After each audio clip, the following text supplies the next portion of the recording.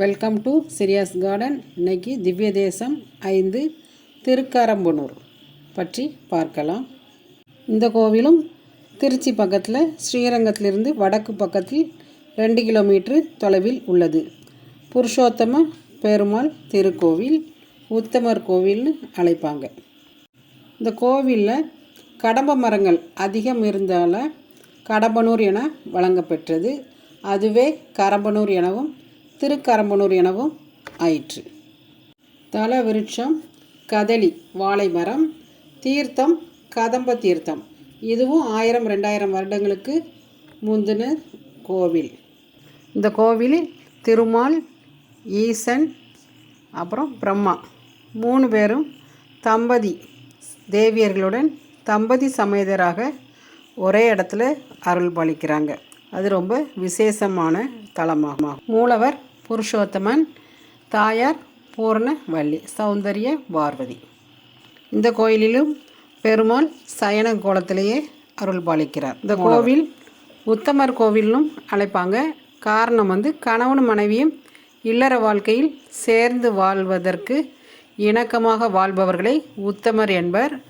அதனால் இங்கு மும்மூர்த்திகளும் தம்பதி சமேதராக இருப்பதால் திருமங்கையாழ்வார் இத்தலத்தை உத்தமர் கோவில் என்று மங்களாசாசனம் செய்துள்ளார். இந்த கோவிலில் பிரம்மனுக்கு சன்னதி உள்ளது. படைக்கும் தொழிலை செய்யும் பிரம்மாவிற்கு பூலோகத்தில் தனக்கென தனி கோயில் இல்லையே என மனக்குறை இருந்து வந்தது. எனவே மகாவிஷ்ணு அவரை பூலோகத்தில் பிறக்கும்படி செய்தார். பிரம்மா இத்தலத்தில் பெருமாளை வணங்கி தவம் செய்து வந்தார். அவரது பக்தியை சோதிப்பதற்காக மகாவிஷ்ணு கதம்ப மரத்தின் வடிவில் நின்று கொண்டார். இதையறிந்த பிரம்மா கதம்ப மரத்திற்கு பூஜைகள் செய்து சுவாமியை வணங்கினார். அவரது பக்தியில் மகிழ்ந்த மகாவிஷ்ணு காட்சி தந்து, நீ எப்போதும் இங்கே இருந்து என்னை வழிபட்டு வா. நீ பெற்ற சாபத்தால் உனக்கு கோயில்கள் இல்லாவிட்டாலும் இங்கு தனியே வழிபாடு இருக்கும் என்றார். பிரம்மாவும் இங்கே தங்கினார். பிற்காலத்தில் இவருக்கும் சன்னதி கட்டப்பட்டது. பிரம்மாவுக்கு இடப்புறத்தில் ஞான சரஸ்வதி தனி சன்னதியில் தெற்கு நோக்கியபடி இருக்கிறாள். இவள் கைகளில் வீணை இல்லாமல் ஓலை சுவடி ஜெபமாலையுடன் காட்சி தருவது சிறப்பு. பிரம்மாவிற்கு தயிர் சாதம் ஆத்தி இலை படைத்தும், சரஸ்வதிக்கு வெள்ளை வஸ்திரம் தாமரை மலர் சாத்தியும் வழிபட்டால் ஆயுள் கூடும், கல்வி சிறக்கும் என்பது நம்பிக்கை. குரு பெயர்ச்சியின் போது பிரம்மாவிற்கு விசேஷ பூஜைகள் இங்கு நடைபெறுகிறது. சிவனை போலவே 5 தலைகளுடன் இருந்த பிரம்மாவை கண்ட பார்வதி அவரை தனது கணவன் என நினைத்து பணிவிடை செய்தாள்.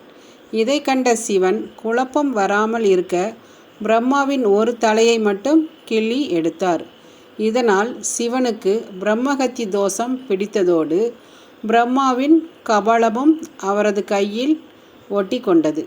சிவன் எவ்வளவோ முயன்றும் அவரால் கபாலத்தை பிரிக்க முடியவில்லை.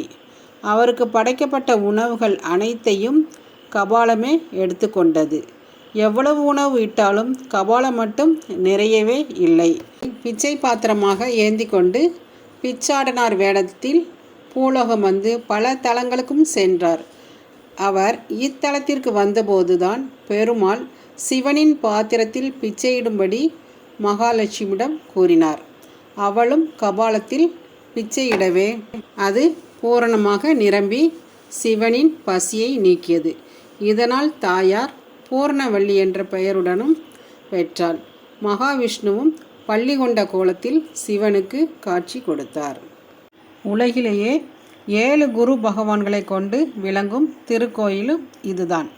சிவகுரு தட்சிணாமூர்த்தி, விஷ்ணு குரு வரதராஜர், குரு பிரம்மா, சக்தி குரு சௌந்தரிய பார்வதி, ஞானகுரு சுப்பிரமணியர், தேவகுரு வியாழன், அசுரகுரு சக்கராச்சாரியார். 7 குரு சுவாமிகளும் குருவுக்குரிய இடங்களிலிருந்து அருள் பாலிக்கிறனர். குரு பெயர்ச்சியின் போது 7 குருக்களும் விசேஷ அபிஷேகங்கள் நடைபெறுகின்றன. எனவே இத்திருக்கோவில் சப்தகுரு திருக்கோயிலாக அழைக்கப்படுகிறது. விஷ்ணு புருஷோத்த பெருமாள் கிழக்கு பார்த்தவாறு பள்ளி கொண்ட கோலத்திலும், உற்சவர் பிரயோக சக்கரத்துடன் நின்ற கோலத்திலும், உத்தியோக விமானத்தின் கீழ் காட்சி அளிக்கின்றனர். பூரணவள்ளி தாயார் தனி சன்னதியில் காட்சியளிக்கிறார். இந்த சன்னதிக்கு அருகிலேயே மகாலட்சுமி சன்னதியும் உள்ளன. பெருமாள் சன்னதிக்கு நேர் பின்புறத்தில் பிச்சாண்டேஸ்வரர் மேற்கு பார்த்தபடி லிங்க வடிவத்தில் காட்சி தருகிறார். இவர் பிச்சாடனராக கோஷ்டத்திலும் உற்சவராகவும் இருக்கிறார். படைப்பு கடவுளான பிரம்மா விமானத்துடன் தனி சன்னதியில் தெற்கு முகமாக குரு பகவான் ஸ்தானத்தில் அமர்ந்து பக்தர்களின் சகலவித வேண்டுதல்களையும் நிறைவேற்றி குறைகளை நிவர்த்தி செய்து காட்சியளித்து வருகிறார். இத்திருக்கோவில் குரு பகவான் கல்வி கடவுள் சரஸ்வதி திருக்கோவிலாக விளங்குவதால் குரு பயிற்சி காலத்தில் பரிகார ஹோமங்களும் முழு ஆண்டு தேர்வுக்கு சிறப்பு ஹோமங்களும் நடைபெறுகின்றன.